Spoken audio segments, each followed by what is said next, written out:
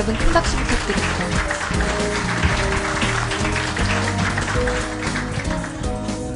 여러분 그 연세대학교를 이렇게 횡단하는 이 앞에 도로가 백양로죠? 백양로 맞죠? 제가 백양로를 이렇게 학교로 들어와서 걷다 보니까는 야 정말 지구상에 이렇게 5월의 캠퍼스만큼 아름다운 데가 있을까 하는 생각이 들더라고요. 제가 이렇게 과거로 돌아가고 싶은 자리에 있는 분들이 바로 여러분들입니다. 그리고 그래서 여러분들도 부럽기도 하고요. 그 서울경제신문 또 서울경제 TV 그리고 한국대학교육협의회가 함께 이렇게 여러분들을 위한 CEO의 소통 시간을 마련한 것은 바로 여러분들의 그런 꿈을 키워주기 위한 그런 취지에서 마련됐습니다. 오늘 여러분 이 시간에 여러분의 삶의 어떤 새로운 전기가 되는 그런 자리가 됐으면 저희가 프로그램을 마련한 그런 기대 또 취지에 잘 부합되리라 믿습니다. 오늘 모실 윤영로 IBK 기업은행 행장님은 금융계에서 정부 요직에서 좋은 자리는 다 다니셨어요. 그래가지고 욕심이 많으시죠. 좋은 자리 다 다니시다가 이제 은행장으로 보셔서 굉장히 훌륭한 리더십을 발휘하고 계신 분입니다. 여러분 최근 몇 년간 저희가 금융계에서 어떤 일이 있었는지 잘 아시죠? 피바람이 불었어요. 그런 험한 길을 잘 돌파해 오신 그런 내공 있는 은행장님을 여러분 조금 이따 강연을 듣기 전에요. 먼저 화면을 통해서 우리 은행장님 한번 만나보시겠습니다. 화면을 먼저 보시죠. 최근 전 세계적으로 불고 있는 금융위기에 금융권의 몸살이기가 극심한 요즘 더욱 빛이 나는 기업이 있습니다. 바로 기업은행인데요. 비 올 때 우산을 빼앗지 않는다는 고든 신념으로 중소기업 지원을 물심양면으로 돕는 IBK 기업은행. 그 중심에 대쪽 같은 성격의 윤영로 은행장이 있습니다. 미래 성장성, CEO와 종업원의 열정, 그리고 비전을 보고 달려가는 윤영로 은행장은 그야말로 발로 뛰는 CEO의 대표적인 인물인데요. 취임 후 글로벌 금융위기와 경기 침체가 심화되자 직접 현장을 뛰면서 중소기업의 목소리를 듣고 각종 지원도 현장에서 결정한 윤영로 은행장. 그는 어려운 경영 환경에도 과감한 결정력과 뛰어난 균형 감각을 바탕으로 위기를 극복할 줄 아는 탁월한 재능을 가진 CEO인데요. 윤영로 은행장은 아직도 어디든 어려운 소리가 들리면 직접 찾아가는 열정의 소유자입니다. 공직에만 30년을 몸담았던 윤영로 기업은행장이 지금의 최고 경영자, CEO로 변신하기까지 윤영로 기업은행장의 살아있는 성공 스토리를 이 자리에서 직접 들어봅니다.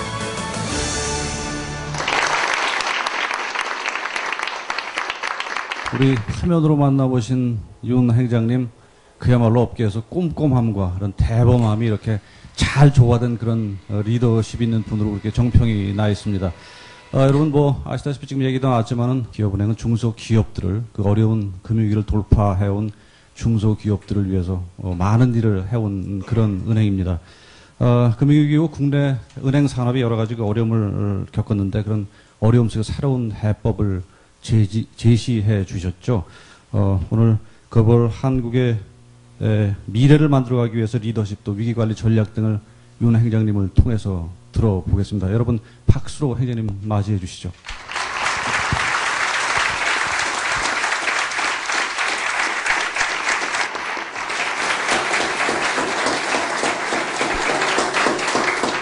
아까 여기 오면서 말씀을 드렸는데요. 제가 연세대학에 밤에는 와서 그 MBA 과정 이런 데 강의한 적이 있는데 이렇게 대낮에 백주에 백양로에 와본 건 오늘이 33년 만인 것 같습니다. 제가 아까 공무원 시험을 봐서 공무원이 제가 대학교 4학년 말에 됐는데 그때 77년에 제가 이 4학년 때 여기 와서 여기 상대에 와가지고 제가 도강을 한 적이 있습니다. 2과목을. 저는 이제 대학을 영문과를 나왔기 때문에 공무원 시험 보는데 이제 경제학이 점수가 잘못 나오면 떨어진다고 그래가지고 경제학을 제일 잘 가르치는 데가 어디냐. 연세상대다 그래가지고 연세상대 그때 저희 2과목을 와서 들었습니다. 미시경제, 거시경제를 윤석범 교수님하고 이학용 교수님 강의를 그때 들어가지고요. 점수를 잘 받았습니다. 그래서 공무원 시험에 돼가지고 제가 지금 여기까지 오게 된 거는 바로 이 자리에서 여러분들처럼 33년 전에 제가 여러분은 정식으로 이 중에서 도강하시는 분은 지금 안 계시면은 여기 원래 계신 분들이 33년 후에 뭐 제 자리가 지금 뭐 그렇게 자랑스럽지도 않은 자리지만은 하여튼 뭐 여러 가지 국민 경제나 아니면 개인 뭐를 위해서 일할 수 있는 자리에 여러분도 똑같이 가실 수 있다고 그렇게 생각을 합니다.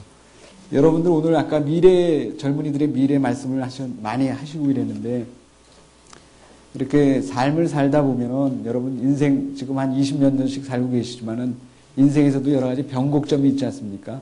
역사에서도 변곡점이 있고 인생에서도 변곡점이 있습니다. 그래서 그걸 많이 구분해서 나누죠. 연대 나눌 때도 기원 전, 기원 후 나누고 골프에서는 BT, AT 그럽니다. 타이거 우즈 전과 타이거 우즈 후 그렇게 이제 나눈다고 그래요. 그리고 우리 지금 역사적으로도 천안함 전과 천안함 후는 분명히 달라질 겁니다. 우리 모든 행동 방식이나 사고가. 미국에서는 이제 9.11이죠.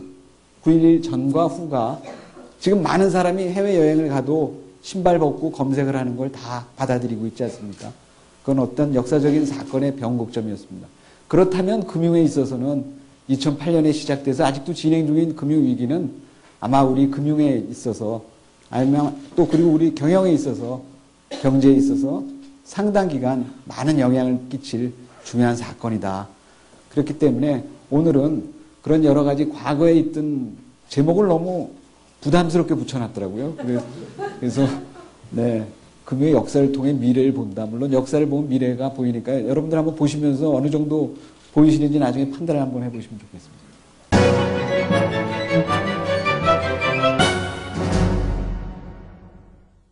우선 제가 아까 말씀드린 것처럼 정부에 있으면서 그리고 또 은행에 와서 느끼면서 여러 가지 느꼈던 점들에 대해서 여러분께 아주 오늘 요약해서 정리를 드리면 지금 80년대부터 지금 2010년까지 한 30년이 세계 경제 환경이 그 전에 몇백 년간에 있었던 것보다 크게 변했습니다.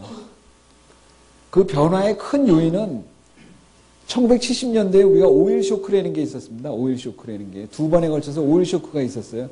그래서 1980년대 초에 미국에 물가가 많이 올랐습니다. 미국이 물가가 올랐어요. 그리고 여러분들 대공황 아시죠? 1929년에 미국에 대공황이 나가지고 은행에서 예금 인출하고 이래서 여러 가지 그 제도가 마련돼서 예금보험 제도라는 게 지금 마련되어 있지 않습니까? 예금보험은 얼마까지 되죠? 학생? 뭐 예금이 전혀 없으신가요? 기업은행 통장 하나 제가 개설해 드릴 테니까 지금 5천만 원까지 예금보험이 되고 있습니다. 5천만 원까지. 미국에도 1929년도에는 예금보험이라는 게 없었습니다. 그러니까 다 예금을 빼나가려고 그랬죠. 그래서 1934년에 FDIC라고 예금보험공사라는 제도가 미국에 만들어지면서 예금보험 제도라는 게 만들어졌습니다. 지금은 미국은 얼마까지 예금보험이 되죠? 혹시 아시는 분 계세요? 미국에다 예금을 들면 얼마까지 보험이 되는, 그 은행이 망해도 얼마까지 돌려주는지 아세요? 10만 불까지 되고 있습니다. 미국은. 한 1억까지 되는 거죠. 80년대 초에 인플레이션이 이제 일어났잖아요. 그래서 아까 1929년에 대공황이 나고 예금보험 제도를 도입하면서 예금보험은 은행만 예금보험이 되는 거예요. 은행에 돈 맡기면 망하면 돈을 돌려받지만 증권회사나 보험회사에 맡기면 돌려받지 못했습니다. 미국에서는. 그러니까 은행은 금리가 좀 낮아도 안전하니까 넣게 되겠죠. 금리도 높으면서 안전하고 이런 건 없잖아요. 세상에. 수익성이 있으면 좀 안전성이 없고 안정성이 있으면 수익성이 좀 떨어지는 거 다 이쁘면 머리가 좀 안 좋고 요새는 뭐 여기 계신 분들 다 머리도 좋고 이쁘고 이런 경우도 많고요. 잘생기고 머리도 좋고 이런 분도 많은데 다 갖춰진 게 많지 않단 말이에요. 세상 살면서 보면은. 그러면은 안정성과 수익성을 못 가지기 때문에 그 미국에서는 은행에다가는 예금보험 제도를 해주면서 예금보험을 받으니까 니네는 안전하니까 예금 금리를 얼마 이상 주지 마라. 그런 규제를 했습니다. 그게 이제 레귤레이션 Q라는 거예요. 은행은 금리를 얼마 이상 주지 마라. 그렇게 돼 있는데 물가가 올랐단 말이에요. 그럼 물가가 오르면 국민들은 어떻게 됩니까? 지금 우리나라 지금 저금리가 3%밖에 저축금리가 안 되고 이러니까 물가가 한 2% 오르면 실질금리가 1%밖에 안 되잖아요. 그러니까 물가가 많이 오르면 금리가 3%밖에 안 되는데 만약에 물가가 5% 오른다. 그럼 실질적으로는 마이너스 금리잖아요. 그것처럼 그 일이 벌어진 겁니다. 80년대 초에 미국에서. 그러니까 제2금융권은 저축은행이나 이런 데, 미국으로 말하자면 저축은행이나 이런 데는 예금금리 규정을 안 받으니까 7%, 8%를 주는 거예요. 그러면 은행에서 돈을 빼내지 않겠습니까? 은행에서 돈을 빼서 이금융권으로 이제 돈을 옮기겠죠. 예금을 더 받아야 되니까. 그러니까 국민들의 금리 민감성이 굉장히 높아졌습니다. 금리에 대해서 굉장히 센서티브해졌어요. 그래서 사람들이 은행권에서 비은행권으로 자금이 이탈이 됐습니다. 우리나라가 2000년대에 벌어진 펀드로 자금이 막 가고 은행에 돈이 빠지고 이런, 그때 우리가 머니 무브라고 이제 불렀는데 미국에서는 80년대 초를 디스인터미디에이션이라고 불렀습니다. 자금 이탈. 인터미디에이션이라는 거는 중개한다는 거 아니겠습니까? 은행이 자금 중개를 하는데 자금 중개를 이제 못하게 됐다. 그래서 디스인터미디에이션이라는 이름을 붙였어요. 그러니까 은행권에서 돈이 비은행권으로 가니까 은행은 어떻게 됐습니까? 은행도 돈이 다 빠져나가면 대출할 돈이 없잖아요. 그러니까 은행도 다시 금리를 막 우리도 금리 올릴 수 있게 해달라고 그래가지고 중앙은행을 설득하고 그래가지고 86년도에 그 레귤레이션 Q가 폐지되게 됩니다. 그렇게 되니까 은행권하고 비은행권하고 서로 막 경쟁이 많이 심해지겠죠. 이제 금리 경쟁이. 그때 이제 실제로 금융 자율화가 시작된 겁니다. 사실은 80년대. 그리고 때마침 그때 이제 마이크로소프트나 뭐 이런 데가 나면서 전산화가 막 시작된 거예요. IT 산업이 80년대부터 시작됐습니다. IT 산업하고 그 금융의 자유화하고 어울려가지고 금융이 획기적으로 발전을 하게 됐다. 80년대부터. 그래서 역사적으로 이렇게 금융의 획기적인 발전을 이룬 거는 오일 쇼크화에 의한 인플레이션이 사람들의 금리 감흥도를 높여서 금리가 규제되던 은행권으로부터 비은행권으로 돈이 이동을 하고 그에 따라서 은행도 반작용으로 다시 상품 경쟁을 하면서 커지면서 그때 IT 산업이 발전하기 시작하면서 이렇게 복합적으로 발전을 하게 됐다.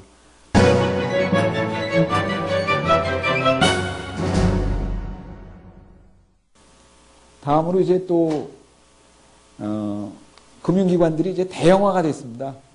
많은 은행 업무를 하면은 굉장히 그 경쟁력이 높아질 거다 그래가지고 굉장히 대형화된 은행들이 세계적으로 많아졌다.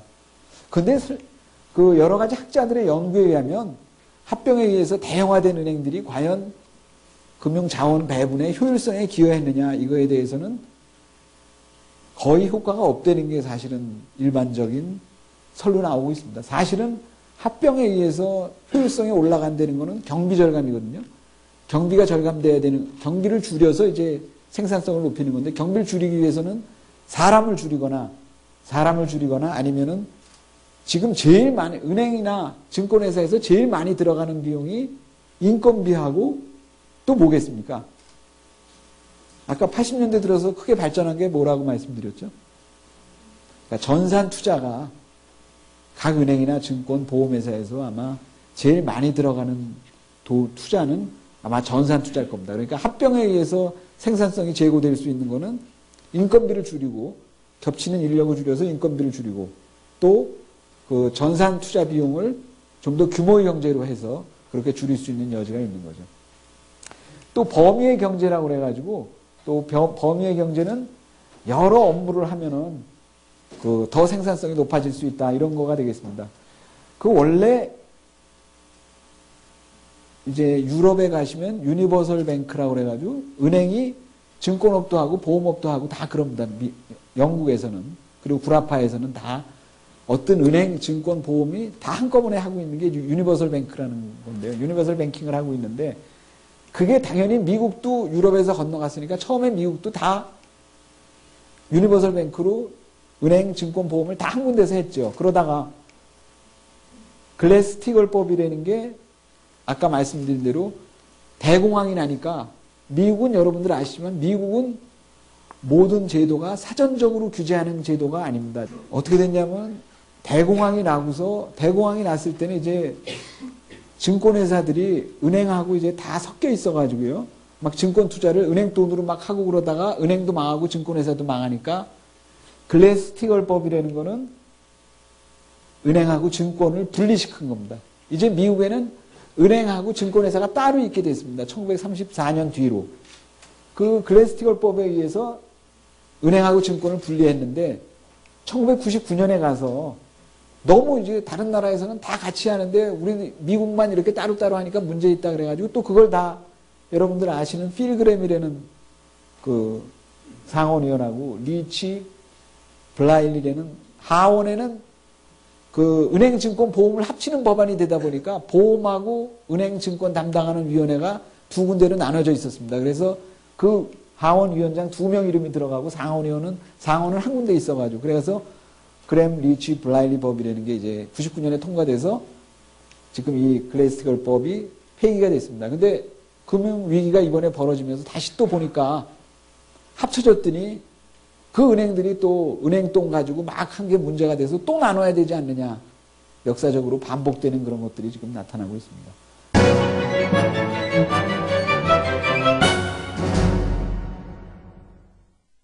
우리나라는 과거에는 이제 자회사 방식으로 옛날에는 기업은행이 있으면 기업은행 자회사로 기업은행은 현재 그렇습니다. 기업은행 자회사로 기업은행, IBK 증권, 그리고 IBK 보험, IBK 캐피탈 뭐 이런 식으로 자회사 방식으로 되어 있거든요. 과거에는 그러다가 지금은 여러분들 아시는 대로 많은 은행들이 지주회사 방식으로 가 있습니다. 뭐 국민지주, 뭐 신한지주, 하나지주 뭐 이런 식으로 이제 우리지주 이런 식으로 지주회사 방식. 지주회사는 병렬식으로 놓이는 게 되는 거죠. 지주회사는 지주회사가 있고 은행, 증권, 보험 이런 식으로 나눠져 있고요. 그러다 보니까 자회사 방식은 기업은행 같은 만약에 자회사 방식으로 있으면 증권회사 자회사가 만약에 안 좋아지면은 바로 그 모은행에 그 피해가 그대로 갑니다. 근데 만약에 그렇기 때문에 자회사 방식보다 지주회사 방식으로 가자. 보험회사, 자회사가 잘못되면 그대로 모회사가 덮어쓰게 되는 걸 방지하기 위해서 이제 직렬식으로 놓지 않고 이제 병렬식으로 쭉 놓는 게 이제 지주회사 방식이 되겠습니다. 우리나라에서는 지금 그 홀딩 컴퍼니에 의한 지주회사 방식이 많이 되고 있습니다. 그리고 또 파이낸셜 엔지니어링이라는 금융공학이 지난 한 20, 30년 동안 굉장히 크게 발전을 한 게 또 금융산업 변화에 큰 영향을 줬습니다. 모기지라는 건 여러분들 다 아시는 것처럼 우리나라에서는 저 집을 살려고 그러면은 대출을 되게 받아서 이제 사지 않습니까? 그래가지고 뭐 5년짜리, 10년짜리 대출을 받아서 이제 받아 나가는데 이 모기지라는 거는 미국은 그 모기지라는 건 선불을 얼마 내고 나머지는 뭐 30년 동안에 이제 자기가 벌면서 계속 갚아 나가는 그런 시스템이죠. 그러면 여러분들 예를 들어서 그 모기지로부터 대출을 제가 예를 들어서 위원님께 100만 원, 10억을 꺼줘서 아파트를 사셨습니다. 모기지로. 그러고서 그걸 30년 동안 저한테 갚습니다. 그럼 저로서는 그 금융회사로서는 30년 동안 그 돈을 계속 받아야 되죠. 그럼 그 10억은 잠겨 있는 겁니다. 거의 30년 동안 조금씩 갚아 나오니까. 근데 제가 만약에 30년 동안 제가 받을 권리가 있잖아요. 그 받을 권리를 시장에 파는 거죠, 이제. 유동화라는 건 바로 그런 겁니다. 증권화 하는 거죠. 제가 30년 동안 10억 받을 채권을 시장에다가 저 학생한테 만약에 제가 10억을 30년 동안 받을 걸 팔겠습니다. 그러면 학생은 그 10억이면 사겠습니까? 안 사죠? 10억을 뭐 30년 동안 돈 들여서 그거 받고 그러는데. 그럼 예를 들어 9억 5천에 사겠다. 내가 5천만 원만 예를 들어 조금 더 쓰면 9억. 9억에 이제 제가 했으면 1억 이익을 내면서 9억에 사갑니다. 그럼 저는 9억을 받잖아요. 9억을 받으면 제가 9억을 가지고 또 여기 교수님한테 9억을 또 대출을 할 수 있지 않습니까?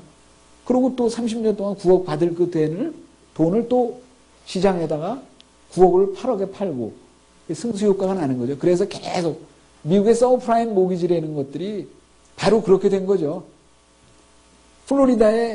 지금 플로리다가 굉장히 많이 텅 빈 유령 도시 됐다고 그러는 게 다 세컨 홈으로 플로리다에 이제 집을 하나씩 사뒀는데 집값 오른다고 그래서 그리고 30년 동안 갖기로 해서 모기지 회사에서 팔고 30년 동안 할 거를 시장에서 그러니까 다 그걸 모으는 거죠. 아까 제가 아주 간단하게 얘기를 해서 한 사람한테 이렇게 했지만 그게 10,000명이 모인 걸 모아가지고 몇 천억짜리를 해서 시장에 팔고 그걸 뭐 메릴린치고 뭐 국제 아이비들이 그걸 산 거죠. 그 사가지고 또 거기서 끝났으면 좋은데 딴 데다가 또 다른 거하고 조합을 시켜서 판 거죠. 그래서 그 서브프라임의 그때 가장 큰 문제가 경제가 가장 싫어하는 거는 불확실성이라고 그러지 않습니까? 위험이 얼마라고 딱 알려져 있으면 괜찮은데 앞으로 얼마가 더 될지 모른다는 게 가장 큰 위험입니다. 그래서 당시에 어느 서브프라임 모기지를 산 건데 그 산 게 유동화된 걸 샀는데 나중에 보니까 그게 도대체 어디 건지조차도 모르는 그 문제점. 그런 것들이 그때 서브프라임의 2008년에 가장 큰 문제점이었습니다. 그게 바로 이 시큐리타이제이션이 잘 됐는데 그게 또 지나치게 가는 바람에 이렇게 문제가 됐고요.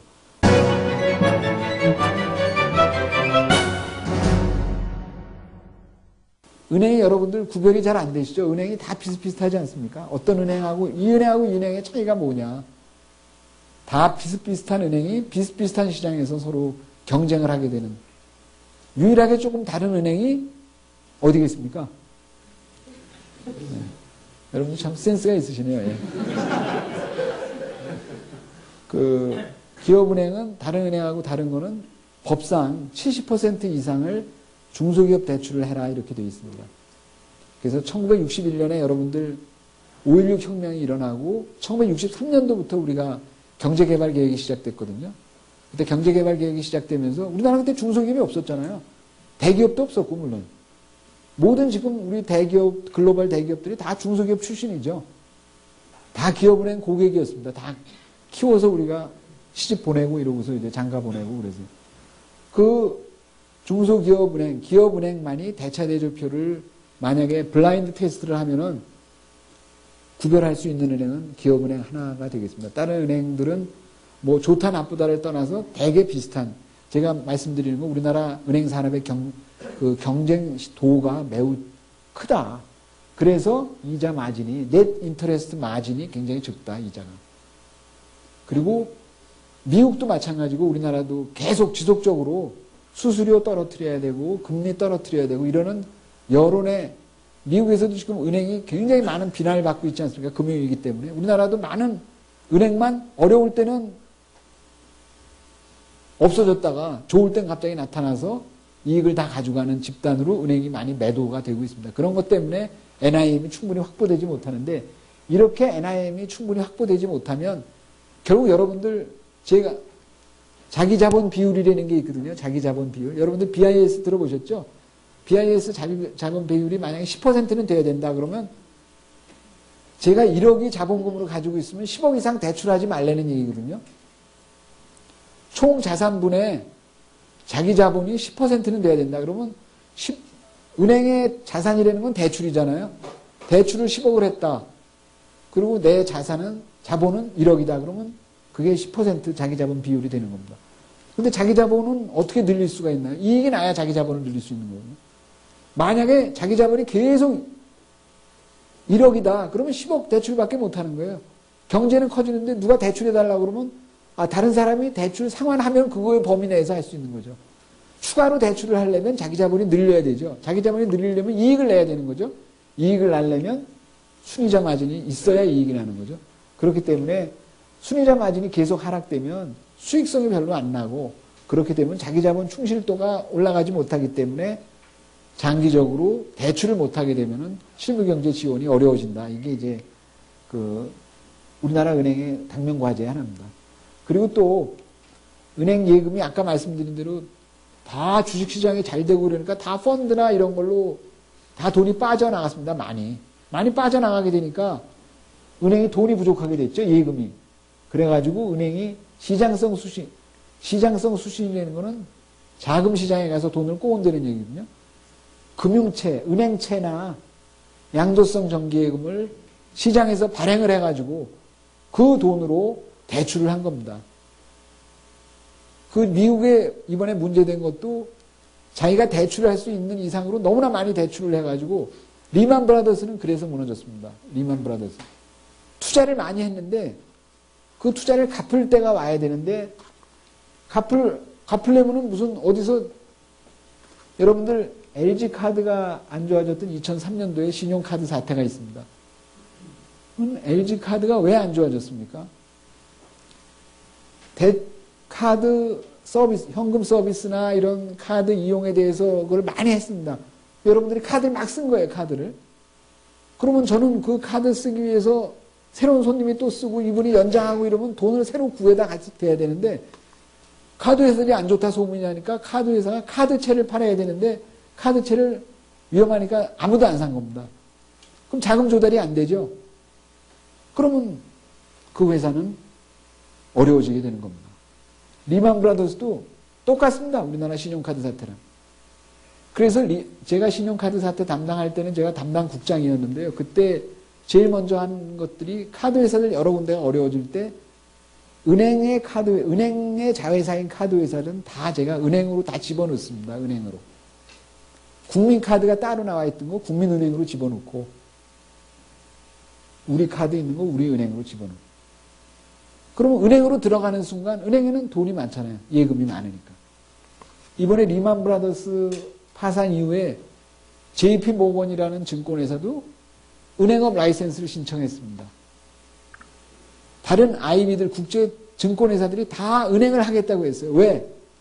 안정적인 자산, 안정적인 수신이 없으면은 이런 유명한 증권회사도 망하더라.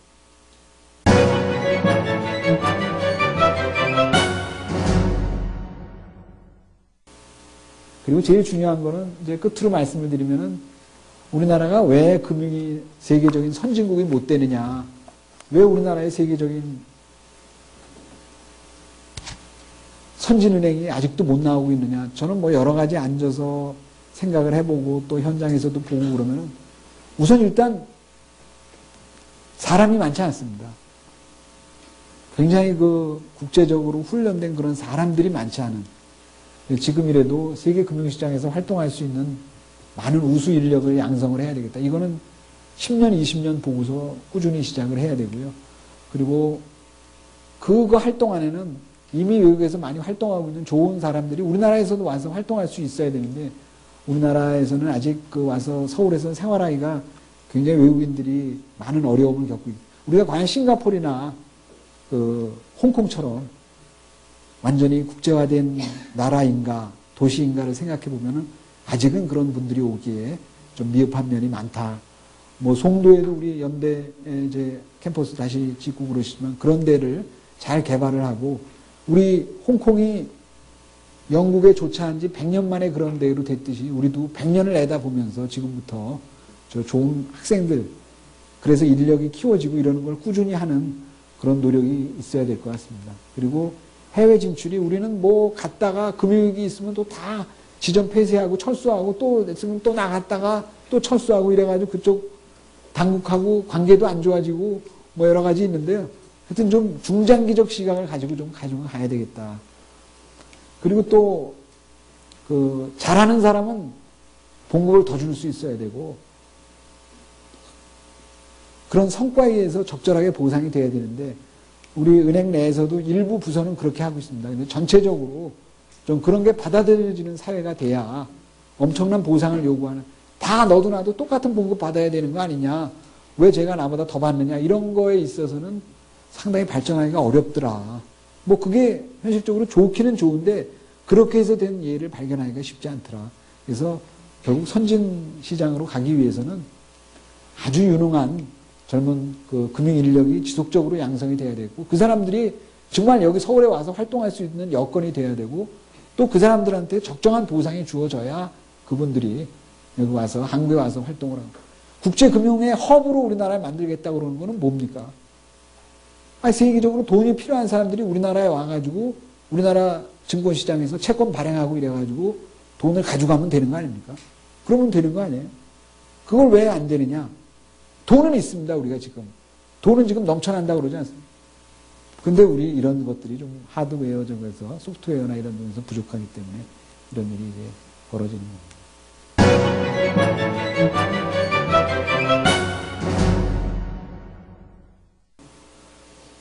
고용 안정, 또 우리나라 여러분들 잘 아시는 대로 우리나라 중소기업이 전체 고용의 한 88%를 채용을 하고 있습니다. 그리고 중소기업의 숫자는 우리나라의 중소기업이 한 몇 개 될 것 같습니까? 저 뒤에 계신 남자분. 얼마 정도 될 것 같아요? 우리나라 중소기업의 숫자가 한 300만 개 됩니다. 우리나라 대기업 숫자는 대기업은 대개 한 1000명 이상 고용한 거라고 한 2500개 됩니다. 그리고 대기업하고 중소기업은 한 300명 이하를 중소기업이라고 아주 간단하게 본다면요. 그러면 중소기업하고 대기업 사이에 중견기업이라고 있는데 중견기업은 우리나라에 한 1200개 정도 있습니다. 우리나라 또 굉장히 허리가 취약한 산업계죠, 아까. 이것도 또 S라인처럼 좁고 너무 이렇게 적은. 그래서 사실은 허리가 되는 중견기업이 굉장히 튼튼해야 거기서 또 중소기업에서 중견기업으로 가고 중견기업에서 또 대기업으로 가는 그 구조가 돼야 되는데 지금은 어떻게 보면 글로벌 플레이어로 뛰고 있는 세계적인 대기업이 우리나라에 많고 중소기업이 많고 중간에 중견기업이 적은. 그래서 여러분들 히든 챔피언이라는 얘기를 많이 들으셨지만 지금 세계에서 2000년대에 들어서 2007년도, 2008년도까지 세계에서 가장 수출을 많이 하는 나라가 어느 나라일까요? 네? 네, 독일이 지금 수출을 한 1조 4천억 불 했습니다. 1조 4,500불 정도, 500억 불 정도 했거든요. 우리나라 수출액이 2008년도에 위기 오기 전에 4,500불을 했어요. 우리나라가. 근데 일본은 수출액이 얼마죠? 일본은 한 6,800억 불 정도 수출을 했습니다. 그래서 골드만삭스 같은 데서 우리나라 수출이 한 2020년, 30년 사이에 일본을 넘었을 거라고 그러는 거죠. 그러면 여러분 1조 4,500억 불이면 우리나라보다 한 1조 달러를 더 수출을 했는데 독일의 유명한 기업 한번 얘기해 보세요. 벤츠, 네, 지멘스. 네, 대개 그 정도 대기업이 없단 말이에요. 중소기업에 의해서 1조 4,500억 불을 내는데 그 수출을 이뤄내는 거예요.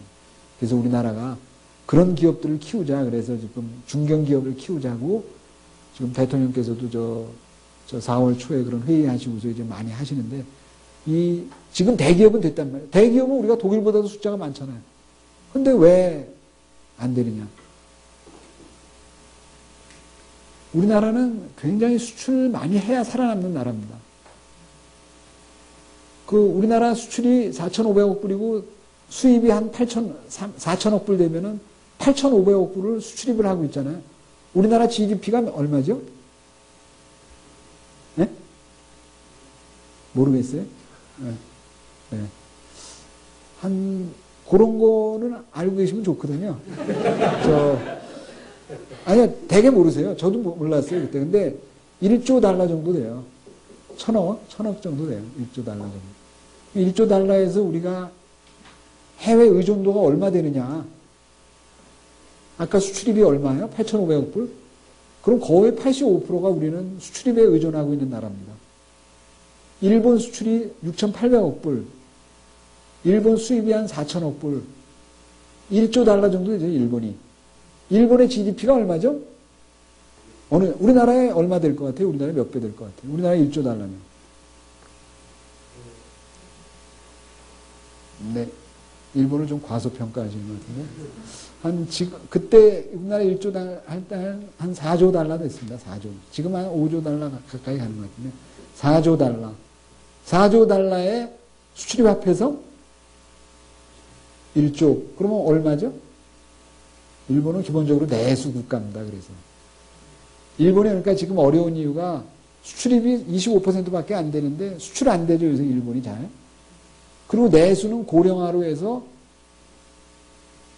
노인들이 잘 안 쓰죠. 그때 옛날에 102세된 할머니, 쌍둥이 할머니가 우리나라에 오셔가지고 왜 이렇게 강연하시고 외국 TV에 가서 출연하고 그러시냐고 그러니까 한국에서 여쭤보니까 뭐라고 그러신 줄 아세요? 노후 대비하기 위해서. 102세 되면. 이제 그렇게 농담이지만 그렇게 하셨거든요. 그러니까 65세 이상 된 분들이 그 많은데 돈을 안 쓰는 거죠. 그러니까 미국이, 일본이 굉장히 어려움을 장기적으로 겪고 있는 이유 중에 하나입니다.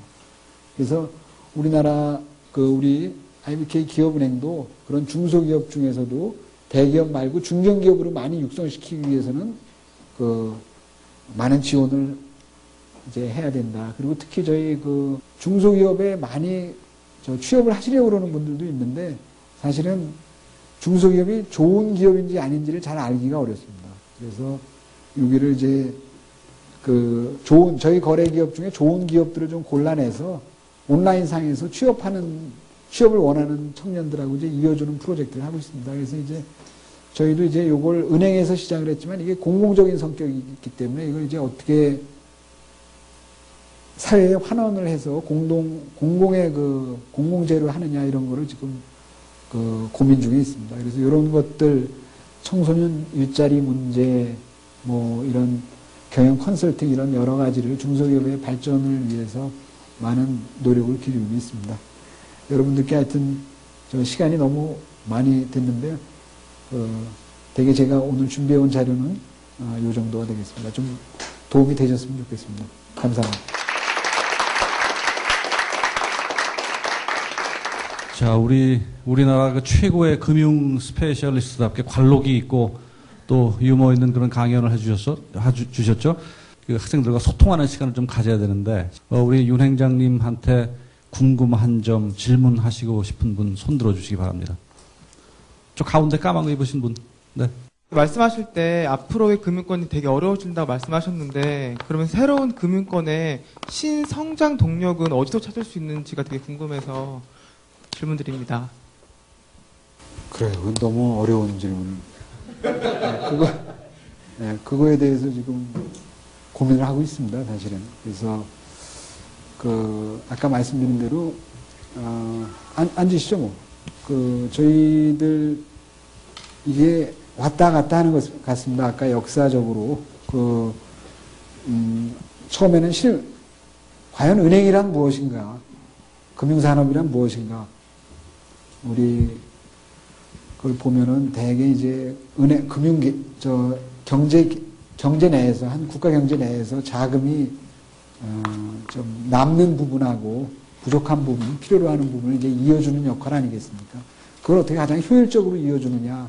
그 문제가 이제 가장 중요한 문제고요. 지금 이제 금융위기가 2008년에 온 위기의 원인은 그런 걸 넘어서서 금융산업이 하나의 산업 자체로서 이제 이익을 많이 내야 되고 이러다 보니까 지나치게 이제 본연의 업무보다는 또 산업으로서 인식하게 되는 그런 쪽에서의 많은 진전 때문에 그런 문제가 이제 왔다고 생각을 합니다. 그래서 앞으로의 신성장 동력이 뭐냐고 물어보시면은 그거는 어떤 실무경제 지원을 지나서 이제 금융산업 스스로의 어떤 수익성이나 이제 어떤 더 발전할 수 있는 동력을 어디서 찾아야 될 거냐 그런 질문으로 이해가 됩니다. 그래서 그 문제에 대해서는 지금 금융산업은 기본적으로 규제 산업이기 때문에요. 은행을 아무나 할 수가 없는 거고 증권회사를 아무나 할 수 없는 거거든요. 다 라이센스를 받아서 해야 되는 거고. 그렇기 때문에 은행장이나 아니면 증권회사 사장이나 누구나 금융당국의 규제에 아주 철저하게 다 순응하는 게 이제 선진국이나 다 예입니다. 그만큼 이제 규제를 받아서 다른 사람에게는 허용이 안 되고 자기한테만 이제 은행업이 허용이 됐기 때문에 그래서 신성장 산업 동력을 어디서 찾아야 될 거냐는 그런 규제 환경이 아까 말씀드린 대로 크게 변하고 있기 때문에 그런 규제 환경 하에서 이제 또 어딘지를 이제 찾아내야 되겠죠. 그 과정이 이제 또 많은 치열한 두뇌 다툼이 일어나야 될 것 같습니다. 네. 제가 보기에도 경제부 기자 한 최소한 5년 정도 하는 그런 질문 같습니다.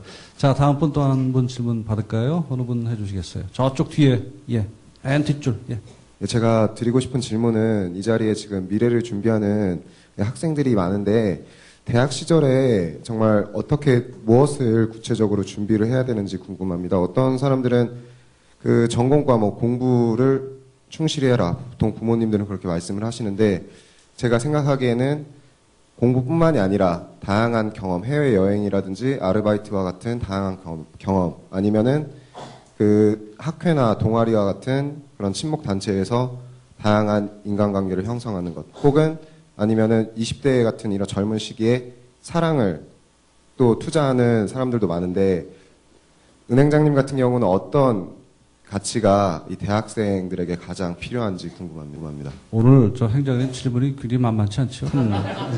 대학 다닐 때 하시는 거는 제 경험으로는 뭐 여기 우리 다 저보다 훨씬 경륜 많으신 분들이 많은데 제가 드리기가 참 좀 제 생각으로는 저희가 이제 직원들을 뽑고 그래도요, 지금 여러분들이나 어디 회사에 들어가셨을 때 여러분들은 다 비슷비슷한 것 같습니다. 출발선에서 공부를 조금 더 하고 덜 하고의 문제는 있지만 중요한 거는 지금부터라고 생각을 합니다. 졸업을 해서 어디에 입사를 하고 취업을 하고 그 이유가 제일 중요하다고 생각합니다. 여러분들 지금 뭐 학교 다닐 때 여러 가지 다양한 경험을 그렇게 하실 거 있고요. 저는 그런 거에 크게 어떨 때 전공만 열심히 해라. 사실은 언더에서는 그렇게 전공만 열심히 할 필요는 없다고도 생각이 되거든요. 교양학부이기 때문에 많은 곳에 그리고 요새 특히 여러 학문이 다 그 통섭이라고 그래가지고 다 여러분들 아셨다시피 우리가 꿀벌에 대해서 연구를 하면은 꿀벌이 서로 어떻게 먹이를 구하느냐, 꿀벌이 어떻게 소통을 하느냐, 꿀벌이 문제가 생겼을 때 어떻게 해결을 해야 되느냐, 그런 게 다 곤충학인데 사람에서 보면 서로 싸우는 거 해결하는 방법은 법률학으로 되어 있고 서로 소통하는 거는 커뮤니케이션학으로 되어 있고요. 또 어떻게 먹고 사느냐는 경제학으로 되어 있는데 만약에 외계인이 와서 인간을 보면 그냥 인간학이라 이거죠. 그걸 이제 우리는 다 그걸 나눠서 보지만 사실은 하나의 그게 이제 통섭의 개념이거든요. 그래서 통섭의 개념으로 볼 때 학교 다니실 때 특히 학부에서는 여러 가지 경험을 많이 하시는 게 많은 종류의 책을 보시는 게 좋다고 생각합니다. 특히 저는 저희 직원들한테 하루에 한 10페이지만이라도 책을 꼭 보자. 전공 아닌 거를 자기 전에 10페이지 보기는 쉽다. 한 5장만 보면 되니까. 그래도 10페이지 보면 1년이면 한 4,000페이지 되고 여러분들은 지금 한 120세가 평균 수명이거든요. 기대 수명이. 앞으로 100년 사셔야 되니까 100년을 4,000페이지를 읽으면 40만 장 페이지를 봐야 되니까 그거 읽은 사람하고 안 읽은 사람은 나중에 큰 차이가 나게 될 거다. 저는 그렇게 생각을 합니다. 그렇기 때문에 지금부터라도 여자친구가 좀 늦게 나오면 그때도 책 보고 계시고 나오면 저 그렇게 했습니다. 항상 책 들고 다녀서 고맙다 늦게 와줘서 조금 더 있다 오지 여기 재밌는 부분인데 그러고서 하여튼 여러분은 참 좋으신 환경에서 이런 데서 잘 배우시고 좋으신 교수님 그리고 또 오늘 제가 외람되게 여러분께 말씀드렸지만 저는 아까 처음에 말씀드린 것처럼 저도 그때 여러분들과 같이 그냥 옷 입고 앉아서 그냥 듣고 그랬었지만 또 지금 이렇게 와서 생각해보면 어떻게 제가 여기까지 왔나를 이렇게 생각을 해보면 아까 말씀드린 것처럼 항상 조금씩 변화하려고 노력하고 매일 조금씩 배우고 그러면은 그게 한 20년, 30년 가면 하지 않는 사람들하고는 크게 차이가 난다. 그런 믿음을 가지시고요. 여러분들이 전부 원하시는 취업이고 아니면은 개인적으로 하고 싶은 일들에 있어서 전부 큰 성과를 내시고 그래가지고 우리 국가에도 크게 도움을 주고 또 개인적으로 행복하신 그런 삶을 살아가실 수 있도록 하는데 제 말씀이 조금이나마 도움이 됐으면 감사하겠습니다. 감사합니다. 감사합니다.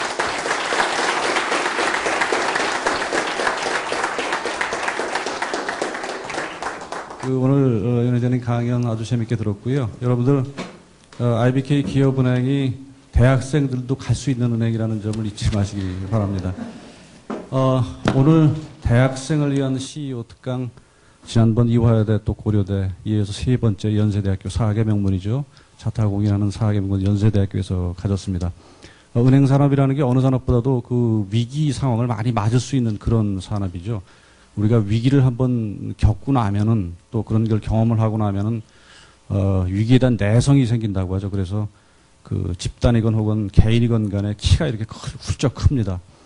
우리 대학생 여러분 앞으로 사시면서 젊으시니까 앞으로 사시면서 아마 그런 위기 상황이 여러 번 찾아올 겁니다. 부디 그런 위기 상황을 잘 극복하셔가지고 여러분 성공으로 삶을 이끄시기 바라겠습니다. 오늘 너무 열정 어린 강연 해주신 우리 윤 행장님께 다시 한번 여러분 박수 한번 부탁드릴까요?